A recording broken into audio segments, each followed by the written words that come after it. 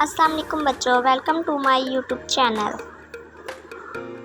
آج ہم سنائیں گے آپ کو حضرت عائشہ صدیقہ رضی اللہ تعالیٰ عنہ کی باتیں۔ ام مومنین حضرت عائشہ صدیقہ رضی اللہ تعالیٰ عنہ نبوت کے چوتھے سال پیدا ہوئیں۔ آپ کے والد کا نام ابو بکر صدیق رضی اللہ تعالیٰ عنہ ہے۔ آپ کی والدہ کا نام ام رومان ہے۔ آپ کا تعلق قبلہ بنو تمیم سے تھا۔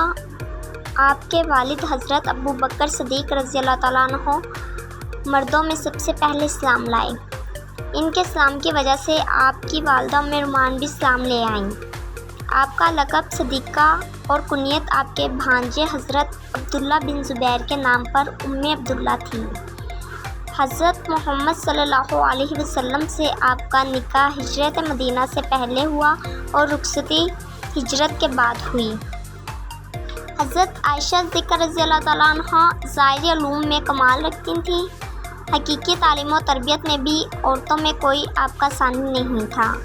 اخلاق کی پاکیزگی، ضروریات دین سے واقفیت، شریعت سے آگاہی، کلام الہی کی سمجھ، احکام نبی سے بھی اچھی طرح واقفیت تھی۔ رسول صلی اللہ علیہ وسلم حضرت عائشہ صدیقہ رضی اللہ تعالیٰ عنہ سے بہت محبت فرماتے تھے۔ آپ صلی اللہ علیہ وسلم حضرت عائشہ کے ساتھ کھانا کھاتے اور اکثر سفر پر انہیں اپنے ساتھ لے جاتے۔ کبھی کبھار دوڑ کا مقابلہ کرتے۔ آپ گھر کے اکثر کام خود کرتی، اگرچہ خادمہ موجود تھی، اس کے باوجود آٹا خود پیستی، کھانا پکاتی، بستر اپنے ہاتھ سے بچھاتی اور وضو کا پانی بھی خود لا کر رکھتی تھیں۔ گھر میں کوئی مہمان آتا تو مہمانداری کی خدمت بھی خود کرتی تھیں۔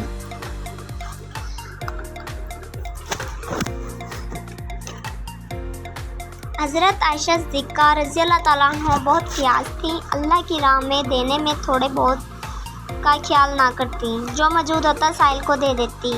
ایک دفعہ آپ رضی اللہ تعالیٰ عنہ کے دروازے پر ایک ضرورت مند عورت آئیں۔ اس کے ساتھ اس کے 2 ننھے بچے بھی تھے۔ اس نے بھوک کی شدت کی بنا پر کھانے کے لیے کچھ مانگا۔ حضرت عائشہ صدیقہ رضی اللہ تعالیٰ عنہ کے پاس اس وقت چند کھجوروں کے علاوہ کچھ کھانے کے لیے نہ تھا۔ چنانچہ آپ رضی اللہ تعالیٰ عنہ نے اس عورت کو 3 کھجوریں دے دیں۔ اس نے اپنے بچوں کو ایک کھجور دی اور ایک کھجور خود کھانے کے لیے منہ میں رکھنے ہی والی تھی کہ بچے نے اپنے حصے کی کھجور کھا لی اور اپنی اماں کو حسرت سے دیکھنے لگے۔ ماں نے اپنے حصے کی کھجور بھی دونوں بچوں میں آدھی تقسیم کر دی اور خود کچھ نہ کھایا۔ ماں کی محبت کا یہ منظر اور اس کی بے کسی دیکھ کر آپ رضی اللہ تعالیٰ عنہ بے تاب ہو گئیں اور آنکھوں میں آنسو آ گئے۔ 5 وقت نماز کے علاوہ تہجد، چاشت اور دیگر نوافل کا اہتمام کرتی تھیں۔ اکثر روزے رکھا کرتی تھیں۔ ایک دفعہ 9 ذی الحجہ کو عرفہ کا روزہ رکھا۔ اس دن گرمی بہت شدید تھی کہ برداشت کرنا مشکل ہو رہا تھا۔ کسی نے آپ صلی اللہ علیہ وسلم کو مشورہ دیا کہ نفلی روزہ ہے، توڑ دیجئے، تو فرمایا کہ جب میں رسول صلی اللہ علیہ وسلم سے سن چکی ہوں کہ عرفے کے دن کا روزہ رکھنے سے سال بھر کے تمام گناہ معاف ہو جاتے ہیں، تو میں کیسے توڑ سکتی ہوں۔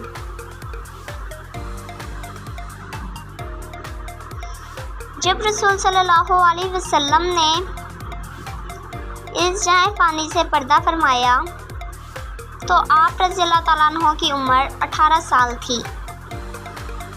پیارے نبی صلی اللہ علیہ وسلم نے اپنی زندگی کے چند لمحات سیدہ عائشہ صدیقہ کے حجرے میں گزارے۔ آپ صلی اللہ علیہ وسلم کی تدفین حضرت عائشہ کے حجرہ مبارک میں ہی ہوئی۔ آپ رضی اللہ تعالیٰ عنہ رسول صلی اللہ علیہ وسلم کے وصال کے 40 سال تک زندہ رہیں اور مسلمانوں کی دینی رہنمائی فرماتی رہیں۔ اکثر صحابہ اور صحابیات رضی اللہ تعالیٰ عنہ جب کسی مسئلے میں پیچیدگی محسوس کرتے اور حل کرنے میں دقت ہوتی تو حضرت عائشہ صدیقہ رضی اللہ تعالیٰ عنہ کی خدمت میں حاضر ہوتی۔